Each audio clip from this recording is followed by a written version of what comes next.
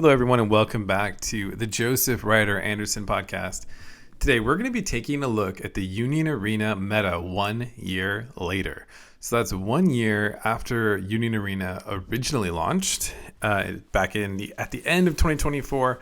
We're now nearing the end of 2025, and the Union Arena meta looks vastly different than it did a year ago. And I'm really glad that I've stuck around to see how this meta has evolved over time. So the meta today has been largely shaped by the latest set, the Kenshin set, especially two main decks that are the strongest from that set, and those are Red Kenshin and Purple Saito.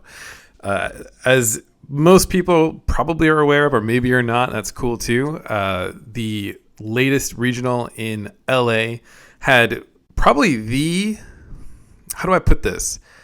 The closest thing to a tier 0 deck that we've seen to date in Union Arena. And that deck was the Red Kenshin deck. I don't know how much I want to talk about that because I did spend quite a bit of time last episode going over all things Red Kenshin and the impact it had on the meta and why it was the way it was. But I do think one thing to consider, I personally am not ready to call Red Kenshin a tier 0 deck. I think it could be. I think we could end up seeing over time that it is a tier 0 deck. But I think that what we're more likely to see at some of the regionals that are coming up is that sort of overwhelming play share from Kenshin coming down a little bit. I think we're probably likely to see it come back down to a more reasonable level, maybe around the 20% play share at future events or perhaps less. But I think that tournament was heavily skewed by the fact that Red Kenshin came out just 1 week prior to the regional happening. So a lot of people were just hopping on that hype train, and for good reason too, because a lot of those decks ended up in the top 32. The deck is incredibly strong. It brings a lot of stuff into Union Arena that we haven't seen yet, but I don't think so much that it's like a lot of people are a little bit concerned about the Union Arena meta. To me, it doesn't really concern me as much as it shows more what the future of Union Arena is likely to look like. We're going to have probably a lot of cool, new, powerful, strong decks coming out. It looks like just around the corner in January. It looks like the new Evangelion set is going to be very strong. We do have some huge new support coming to Sword Art Online Volume 2. And a really powerful deck in that set, which is the Una deck, the purple Una deck for the new Energy Color and Sword Art Volume 2. So there's just a lot to look forward to. And I think that this is just giving us sort of a sneak peek into what we have in store for us with some of the stuff that's coming out. So looking at the top, so we'll go ahead and start with the tier list and work our way through and some of the reasoning behind why I've made this tier list the way it is. But at the top, I do think that what's happened, and I wanted to highlight this in this episode, I feel like it's kind of easy to sort of miss the bigger implications of the meta shift that happened. But I do think that as opposed to having sort of a tier 0 deck sort of situation, I think it's just really kind of narrowed in a way the playing field, which isn't necessarily a horrible thing, right? I think that what we are seeing is a very defined list of the top tier decks, which is very normal in TCGs, I might add. Usually there's like 2, if off the top of my head, from other TCGs I've covered. Usually there's like 2 that are really dominant, and then the play share drops considerably below those, and there's usually like around 4-ish, so that are more. And then it kind of is a steep drop off after that. So this is actually kind of looking to me, if you look at the tier list, we have Kenshin at the top spot, probably Saito in the number 2 spot, and then Roy in the number 3 spot, and then Lancelot number 4 spot. So those are really our top 4 meta decks right now. And then beneath that, we have a broader range of decks that you could consider A tier. So a lot of people are going to probably disagree with me on this one. I think there are some here that people are going to definitely agree on, and some that people are going to be like, that's crazy. But I'll give you my reasoning. I think that the playing field has very much shifted. I think if I'd done this podcast episode pre-Kenshin, it would look vastly different than it does now. But I think the environment that we find ourselves in with these 2 very dominant Kenshin decks have actually made a lot of other decks that were not as viable become more viable. So, for example, I think the Kenshin Kenpachi Toshiro deck is a hugely viable deck right now. I would really recommend playing that deck, especially if you're running into a lot of red Kenshin. It isn't particularly bad or particularly great against Saito. I think Saito probably has a little bit of an edge in that matchup, but it's still a decent matchup. I actually ran into this matchup at locals recently, and the Toshiro freeze was a great way to stop my opponent from getting delayed my opponent getting a 6-cost Saito out of turn. So it's not a horrible matchup into Saito, and it's a really strong matchup into Kenshin. So to me, the Kenpachi deck is the hardest counter in the meta right now to red Kenshin, with the Kenpachi, the 2 AP Kenpachi that can't be moved, so it's a free block, and he's a very strong card. And then the Toshiro freezing effect, if you can hit that 6 on your energy line, is the most important thing to do. And you can kind of do that relatively well into red Kenshin, especially if you're pushing your units up. You can just take those hits, have them bounce back, and then you can fill up your board that way. And then do that freezing effect, which happens at basically 7 characters on the field. You can freeze the back line, and that shuts down some aggro threats via red Kenshin's energy line, the units on the energy line, the characters on the energy line. But it also shuts down that 3-cost Kaoru, which is a very powerful draw engine for Kenshin. So I think Kenpachi Toshiro is really well positioned right now. I think that following the new selection, they call it the new card selection for Bleach, you can essentially think of this as like a mini or soft volume 3. So Bleach is going to be our first set in the English meta that gets a soft volume 3. It's getting added support for a bunch of cards. It's not going to get support for the main decks that are already doing well. So the purple Bleach decks that we already know and love aren't going to likely to change much. But the Toshiro Kenpachi deck is going to get a huge boost, and it may even become this top Bleach deck after that boost. So we're going to get 2 energy gen raid targets, 3-cost raid targets for both Toshiro and Kenpachi, and this is going to make it a lot easier to build that deck. Right now it's a little awkward building into that deck. You have a very awkward color trigger in the shape of the 2-cost Toshiro. That card would be really nice to not have to run that deck, and now you can just cut it because you're going to have the 3-cost Toshiro that also lets you draw. So that's one really negative thing about Kenpachi Toshiro right now, is there's not a lot of draw. That 3-cost Toshiro is going to let you get another added card draw, which is going to help that deck a ton. And you're going to also have that 3. It's a 4-cost Kenpachi, so it counts as a 4-cost. You can raid over it and still take advantage of the raid Kenpachi's really powerful effects that happen when it raids over a 4-cost character. So that's awesome, but it counts as a 3-cost in your hand, and it can also boost when attacking to a 4,000 BP character. So that deck, I think that deck has potential to be S tier. Following the new card selection, we'll see how the other sets. We have Kaiju coming out, as well as Yu Yu Hakusho, so we'll see how those impact things. But I definitely would look for Kenpachi Toshiro moving up the ladder even more once the new card selection comes out, and it definitely could pose some significant threats to the top 4. So I think there's a lot of interesting things to look forward to here. I think Todo used to feel, right before Kenshin came out, Todo felt like a really big threat, and it just doesn't feel like as big of a threat anymore into the Kenshin Saito. I don't think it's like a horribly positioned deck into those, but it's not like particularly great into those. It doesn't have amazing answers for what those decks are doing. So it's kind of dropped a bit off of that top tier ranking. I think the Kento Nanami is still pretty solid. I think the JJK Sukuna Nanami, which has become like the go-to JJK build, blue JJK build, is still pretty well positioned in the meta. We saw it, I think, in the last regional. In the Dallas regional, it got top 8. In the last regional, it got top, I think, 2 or in the top 32. So it definitely can compete well into that meta. We are seeing the preferred purple bleach switch once again. So no longer are people wanting to do the whole Squad Zero thing. They're really going more towards a basic Renji Rush build. So the Renji Rush, it's been around for a long time. It got a couple of key new cards that made it really strong in Volume 2, and people have been switching back to that. Not running the Rukia because we didn't get the 0-cost Rukia, and that's been having very consistent success at tournaments, so I don't see that going anywhere. But that being said, I think Squad Zero is still a very viable pick into this meta. It's just, I think a lot of like the 4 cost and lower decks, I think for a little bit there we were in danger of, not that this is a bad thing per se, but we were going more towards higher end decks in general. Like higher energy cost decks, more control heavy, and I think that it's having Kenshin come out has sort of brought things back to more of the 4 energy costs and lower decks are going to be a lot stronger.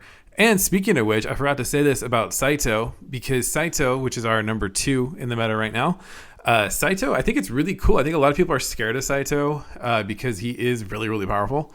It's pretty insane what he can do, being able to be in sort of a multi-attack deck, right? You can get 5 attacks off in a turn with him, having the impact snipe, so he's kind of like an easier to get off Karapika, and plus the fact that he attacks from the energy line means that you can protect him from like specials out of life and stuff.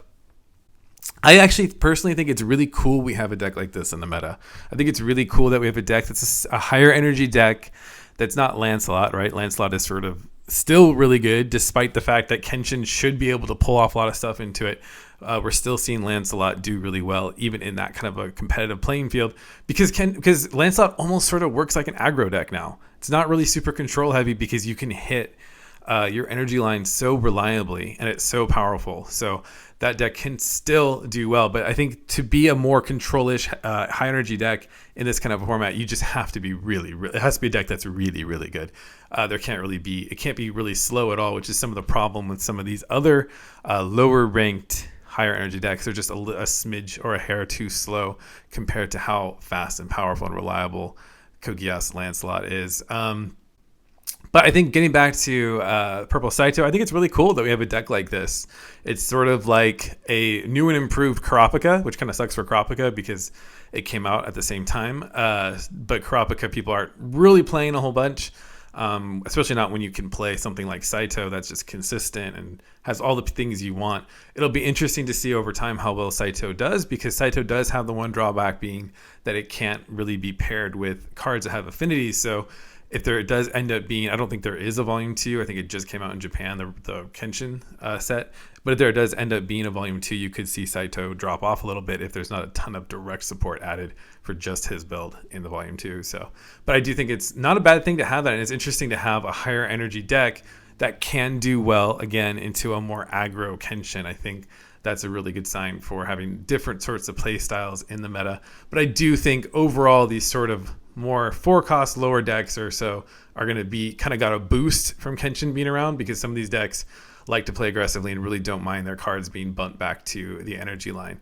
So I think where I'm going to get in more trouble is the next 3. So I did rank Yellow Goddesses and Integrity Knights and Blue SAO in the A tier, and I do think that they are well positioned. I ran Goddesses at the regional LA, and I think I gave myself too little credit going into that regional around Goddesses. I was a little nervous in my initial testing against Red Kenshin, but over time I realized, weirdly enough, it's a control style deck that can do really well into Kenshin.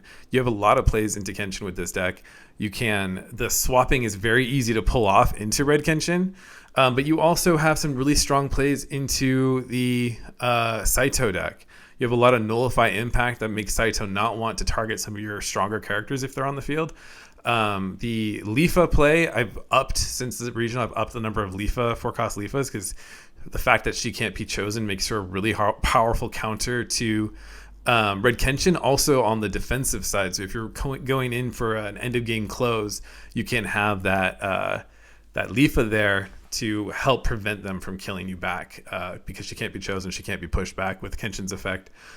She's also not fun to snipe for Saito. If you are running the Yu-Gi-Oh and the Lifa, they're both not fun to snipe because they have nullify impact. And I think similarly, I think that you could even argue that the Integrity Knights is even stronger into Kenshin, with the fact that Integrity Knights, the main problem with Integrity Knights is that it requires you having named characters. But as long as you're smart with how you manage things with your board, Kenshin's doesn't remove characters a lot, so you can make sure you have those key named characters on your board to access your stronger effects, and you have plenty of removal into that deck, and you also can definitely take hits from the Kenshins that push things back. So I think Integrity Knights is actually, I'm not trying to say it's favored. I don't think Goddess is favored into Kenshin. I don't think that Integrity Knights is favored, but I think that this kind of a playing field allows these kinds of decks to thrive, a little better than the last meta did, the previous meta. So I think what I'm trying to get across here is that as these bigger decks have come out, these new powerful decks, some decks have risen, some decks have dropped, and it's not overall like a net loss, right? Competitively, I think there's sort of, it's not a zero sum sort of situation with just like a tier 0 deck and nothing else benefits. I think some decks have certainly benefited, and one of those is also the blue SAO deck.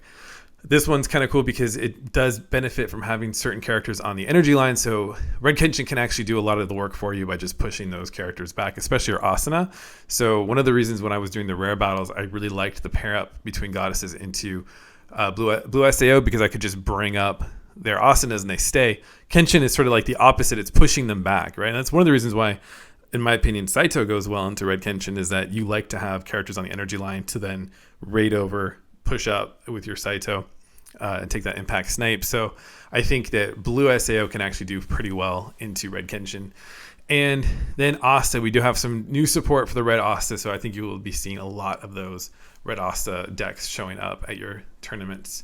So now, what decks didn't benefit from the new Kenshin meta? I think your higher energy decks are not as fast for sure. So your slower decks, I think one of those, this is the first time that I can think of, I've considered yellow SAO no longer in the upper tiers. I'm sorry, not yellow SAO.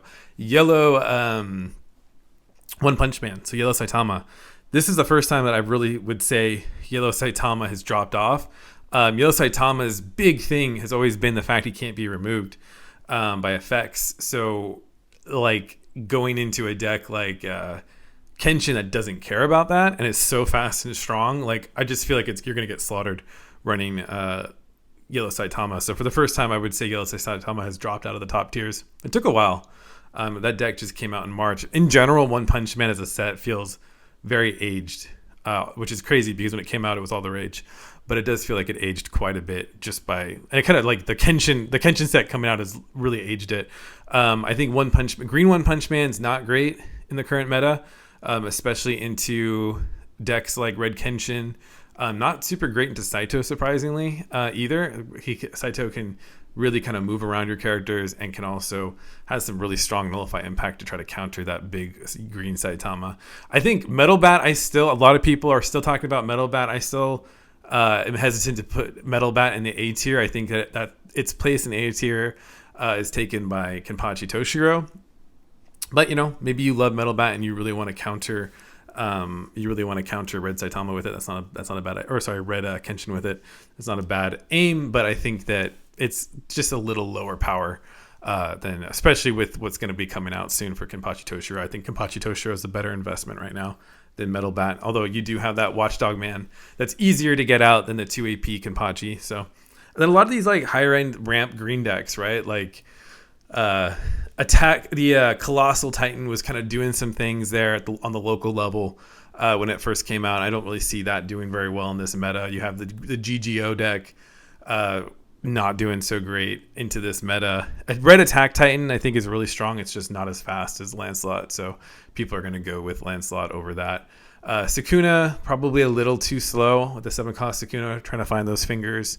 You have Red Asteroid Academy, which really it's kind of most people are going to want to play Kenshin as opposed if they're going to go aggro, they're going to want to go Kenshin, not so much with the Red Asteroid, which is definitely outclassed by Kenshin. I don't really see Purple Code coming back. Personally, I've played Code even with the Volume 2. I built the Volume 2 build with Purple Code and had some fun with it, but it just feels kind of slow and clunky compared to how it used to feel. It used to feel so strong into the meta, and it just feels a little slow and clunky to me personally. I think too with the blue Master Teacher Kenshin deck, I thought that deck was so cool when it came out, and it's just again into the current playing field just a little too slow and a little too easy to manipulate the energy line, especially in decks like Red Kenshin. So I don't really see that deck doing so well. Yamamoto, I will say, is a deck that does have some plays. I'm ranking it B tier because I think again Toshiro, Kenpachi are going to be the decks that are going to be more to watch to counter Red Kenshin. But Yamamoto does have some plays into Red Kenshin, and I don't know that it would be too bad into Saito either. Yamamoto is really looking for a really powerful couple turns, and it does have the Kenpachi. It will get stronger with the new card selection too. So it does have the 4-cost Kenpachi as well, just like Toshiro does. I do think the Toshiro Kenpachi combo is stronger, but Yamamoto is looking to finish the game in a turn or two by bolstering all of your attackers, bringing everybody up to the front line, bolstering them all to crazy levels, and swinging through whatever your opponent has on the field. The only problem, and the thing into Red Kenshin is if you do bring all those characters up and they don't have that 2 AP killing Kenshin, then they're going to be just pushing everybody back and recycling them. Plus, you have 5Ks to defend with. So I think Yamamoto is solid into Red Kenshin, but I think why it's in the B tier is it's not particularly good into the other ones. In fact, not very strong. I would say not very strong at all into the other 3 that are on the top. So yeah, very interesting shakeup in the meta. I think this is the biggest shakeup in the meta that we've had for some time. I think it'll take players a little while to get used to it, but we will be having additional sets coming out. And I think all said and done, unless if you love playing high energy decks that are high energy ramp decks, all said and done, I think this is going to still be a very solid and fun meta.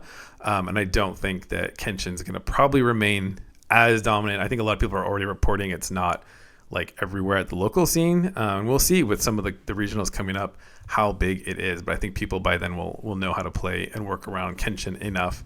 Still top tier, but not 0.